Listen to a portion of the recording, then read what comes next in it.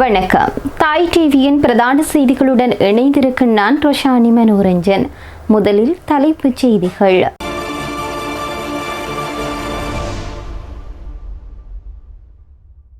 போதைப்பொருள் வழக்கில் சிக்கியவரை ஹெலிகாப்டரில் சென்று காப்பாற்றிய மகிந்த. பிரகாசமான ராஜபக்ஷ பாடசாலையின் கல்வியை சிக்கலாக்கும் அனுரா அமைச்சு. பந்துல சாடல். வெளிநாடுகளில் பதுக்கியிருக்கும் ஆபத்தான 232 குற்றவாளிகள். பிறப்பிக்கப்பட்ட சிவப்பு அறிவிப்பு. சுரேசாலைவிற்காக கூச்சலிடும் அரசியல் அனாதைகள். பிரதி அமைச்சர் சுனில் வட்டக்கல சாடல். டிரம்பின் எச்சரிக்கை. ராணுவ பலத்தை அதிரடியாக அதிகரிக்கும் வடகொரியா. டொனால்ட் டிரம்பின் குடியேற்ற கட்டுப்பாட்டு திட்டம். அமெரிக்க உச்சநீதிமன்றம் அனுமதி. இனி விரிவான செய்திகள்.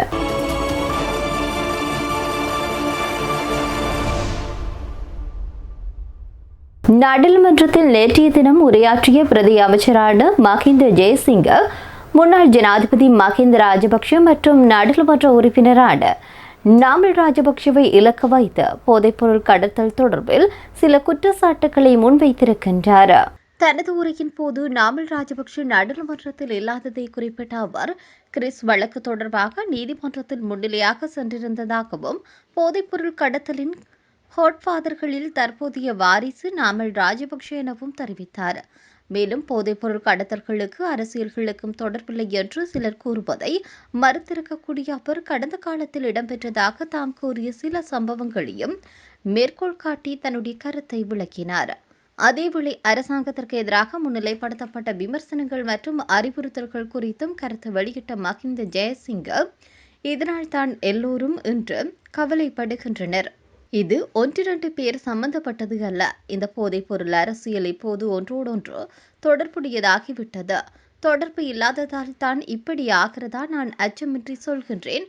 நமது மாவட்டத்தில் மிகவும் பிரபலமான போதைப்பொருள் வியாபாரியான நிமல் லான்சாவின் வீட்டில் அவருடைய போதைப்பொருள் சோதனை நடந்தபோது தற்போதைய தலைமுறை நாமல் ராஜபக்ஷவின் தந்தையான மஹிந்த ராஜபக்ஷ தான் ஹெலிகாப்டரில் சென்று அவரை காப்பாற்றினார். அவரை அணைத்து அரவணைத்து அந்த அரசியல் தொடர்பு அது.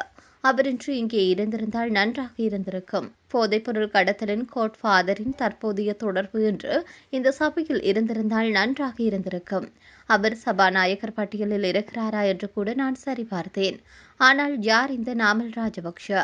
வழக்குகள் வரும்போது மக்கள் கவலைப்பட்டு இங்கு வந்து ஏதாவது சொல்கிறார்கள். அரசாங்கத்தை பற்றி நிறைய ஆலோசனைகள் வழங்கப்படுவதை நான் பார்த்திருக்கின்றேன். அது மிகவும் நல்லது.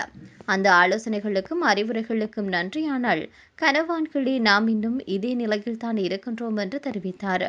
முன்னாள் கல்வி அமைச்சரும் அரசியல்வாதியுமான பந்துல குணவர்த்தன தன்னுடைய பதவிக்காலத்தில் கோமாகமவில் நிறுவப்பட்டிருக்கக்கூடிய மஹிந்த ராஜபக்ஷ கல்லூரியின் நிலை குறித்து விசனம் வெளியிட்டுள்ளார். அங்குள்ள மாணவர்களின் தற்போதைய கல்வி சாதனைகளை எடுத்துரைத்த அவர், இத்தகைய திறமையான மாணவர்களை கொண்ட பாடசாலையின் ஆசிரியர் அதிபர்கள் எதிர்கொள்ளும் பல்வேறு பிரச்சினைகள் குறித்து தன்னுடைய கவலையை தெரிவித்திருக்கின்றார். நான் இந்த நாட்டின் கல்வி மற்றும் உயர்கல்வி அமைச்சராக நாட்டிற்கு பயனுள்ள சேவையை செய்ய முயன்ற ஓர் அமைச்சர். அதன்படி 1000 பாடசாலைகள் புனரமைக்கப்பட்ட போது ஹோமகமவில் உள்ள மஹிந்த ராஜபக்ஷ கல்லூரி ஒரு சிறந்த பாடசாலையாக உருவாக்கப்பட்டது. இந்த ஆண்டு சாதாரண தர பரீட்சையில் பங்கேற்ற கல்லூரியில் 770 மாணவர்களும் உயர்தரத்திற்கு தேர்ச்சி பெற்றுள்ளனர். அந்த மாணவர்களில் 190 மாணவர்கள் நைனிய தர தேர்ச்சிகளையும் 560 மாணவர்களுக்கு 5க்கும் மேற்பட்ட ஏதர சித்திகளையும் பெற்றுள்ளனர். தேர்வெழுதிய மொத்த மாணவர்களில் இது சுமார் 73% ஆகும். 3 வகுப்புகளின் கீழ் ஆங்கில மொழியில் 124 மாணவர்கள் பரீட்சைக்கு தோற்றினர். அவர்கள் அனைவரும் உயர்மட்டத்திற்கு தகுதி பெற்றனர். வெளிநாட்டு மொழி பாடங்களிலும் சிறப்பான முடிவுகள் பதிவாகியுள்ளது. ஜப்பானிய மொழி தேர்வில் எழுதியிருக்கக்கூடிய 55 மாணவர்களில் 50 பேர் தேர்ச்சி பெற்றுள்ளனர். கொரிய மொழியில் 11 தேர்ச்சிகளும் தமிழ் மொழியில் 11 தேர்ச்சிகளும் பெறப்பட்டிருக்கின்றது. சிவப்பு அறிவிப்புகள் விடுக்கப்பட்ட 232 சந்தேக நபர்கள் பல்வேறு நாடுகளில் பதுங்கியிருப்பதாக பொது பாதுகாப்பு அமைச்சரான ஆனந்த் விஜயபால தெரிவித்தார். இது தொடர்பில் இன்று நாடாளுமன்றத்தில் உரையாற்றும் போது அவர் இவ்வாறு தெரிவித்திருக்கின்றார். அவர் தொடர்ந்து உரையாற்றிய போது தெரிவித்த விடயங்களாவன: வெளிநாடுகளில் பதுங்கியிருக்கும் குற்றவாளிகளில் 37 பேர் ஒழுங்கமைக்கப்பட்ட குற்றவாளிகள் என அடையாளம் காணப்பட்டுள்ளனர். இவர்களை கைது செய்து நாட்டிற்கு கொண்டுவர தேவையான நடவடிக்கைகள் எடுக்கப்பட்டுள்ளது. கடந்த 20 மாதங்களில் சிவப்பு அறிவிப்புகள் மூலம் 23 ஒழுங்கமைக்கப்பட்ட குற்றவாளிகள் நாட்டிற்கு கொண்டுவரப்பட்டுள்ளதுடன் மேலும் 35 பேர் சிவப்பு அறிவிப்புகள் இன்றி நாட்டிற்கு கொண்டுவரப்பட்டுள்ளனர். இதன்படி இதுவரை 58 பேர் நாட்டிற்கு கொண்டுவரப்பட்டுள்ளனர் என இந்த குழுவினரை தவிர சிவப்பு அறிவிப்புகள் வழங்கப்பட்ட மேலும் 96 ஒழுங்கமைக்கப்பட்ட குற்றவாளிகள் வெளிநாடுகளில் பதுங்கியுள்ளனர். இவ்வாறு குறிப்பிட்ட குற்றவாளிகளில் பலர் ஐக்கிய அரபு அமீரகம், இந்தியா, மலேசியா, ஐக்கிய ராச்சியம், France, Canada, Russia, Italy, Saudi Arabia உள்ளிட்ட நாடுகளில் பதுங்கியிருப்பதாக கண்டறியப்பட்டுள்ளது. இந்த நிலையில் குறித்த சந்தேக நபர்கள் கூடிய விரைவில் கைது செய்யப்பட்டு நாட்டிற்கு கொண்டுவரப்படுவார்கள். இந்த ஒழுங்கமைக்கப்பட்ட குற்றவாளிகளின் 2ஆம் மற்றும் 3ஆம் அடுக்குகள் அடையாளம் காணப்பட்டு அவர்கள் மீது ஏற்கனவே சட்ட நடவடிக்கை எடுக்கப்பட்டுள்ளது. இவர்கள்தான் மத்திய கிழக்கு பிராந்தியத்திலிருந்து இந்த போதைப்பொருள் கடத்தல் தொழிலை நடத்தி வருகின்றனர். எனவே அந்த தொழில் நடத்துபவர்கள் கைது செய்யப்பட வேண்டும். குற்றவாளிகள் நாட்டில் அடையாளம் காணப்பட்டு இந்த தொழிலின் மூலம் அவர்கள் ஈட்டி வரும் சட்டவிரோத செல்வத்தை பறிமுதல் செய்ய தேவையான நடவடிக்கைகளும் எடுக்கப்பட்டு வருகிறது என்று தெரிவித்தார். அரசு புலனாய்வு பிரிவினுடைய முன்னாள் பிரதானி சுரேஷ் சாலே எந்தவிதமான அரசியல் பழிவாங்கலுமின்றி நாட்டின் நடைமுறை சட்டத்தின் பிரகாரமே கைது செய்யப்பட்டு சட்டத்திற்கு அமைவாகவே தடுப்பு காவலில் வைக்கப்பட்டு விசாரிக்கப்பட்டு வருகின்றார் என்று பொதுமக்கள் பாதுகாப்பு மற்றும் நாடாளுமன்ற விவகார பிரதி அமைச்சரான சுனில் வட்டக்கலு தெரிவித்திருக்கின்றார். தற்போதைய அரசியல் ரீதியாக அனாதையாக்கப்பட்டுள்ள ஒரு சில தரப்பினர் சுரேசாலுவின் கைது விவகாரத்தை தங்களுடைய சுயநல அரசியல் ஆயுதமாக கையில் எடுத்திருக்கின்றனர்.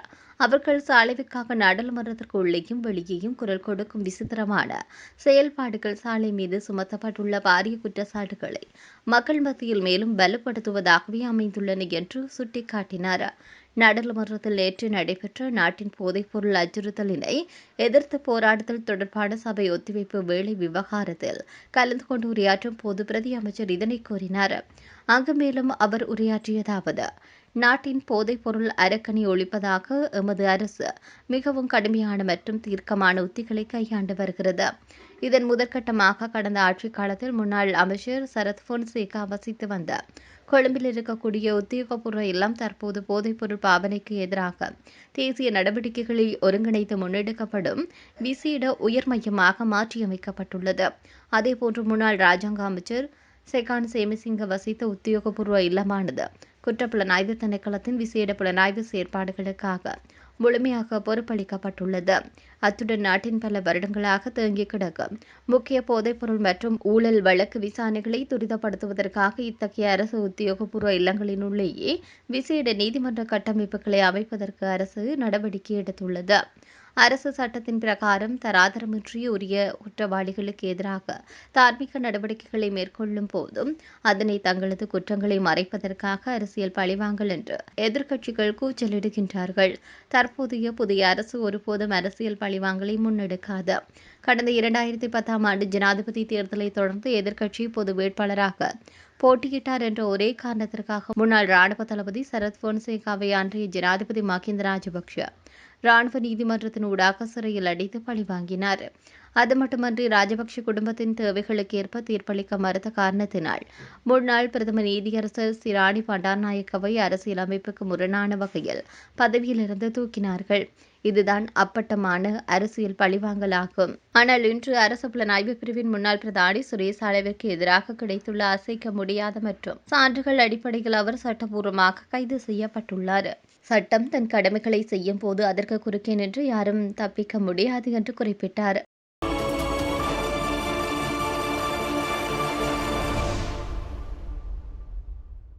புதிய அதிநவீன ராக்கெட் லாஞ்சர் உள்ளிட்ட முக்கிய ஆயுத சோதனைகளை வடகொரியா வெற்றிகரமாக நிகழ்த்தியிருப்பதாக சர்வதேச ஊடகங்கள் செய்தி வெளியிட்டுள்ளன.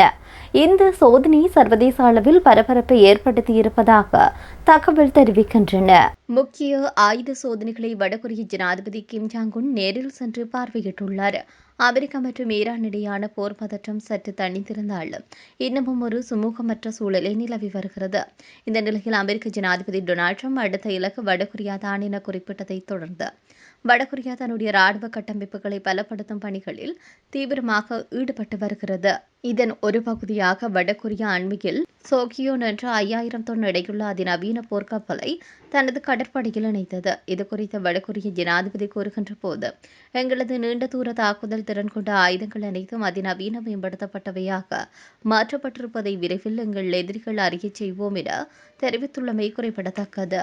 அமெரிக்காவில் குடியேற்ற கொள்கைகளை கடுமையாக்கவும் பெருமளவிலான வெளிநாட்டினரை நாட்டை விட்டு வெளியேற்றவும் ஜனாதிபதி டொனால்ட் ட்ரம்ப் எடுத்திருக்கக்கூடிய அதிரடி நடவடிக்கைகளை அந்த நாட்டு உச்சநீதிமன்றம் பெரும்பான்மையாக ஆதரித்திருக்கிறது.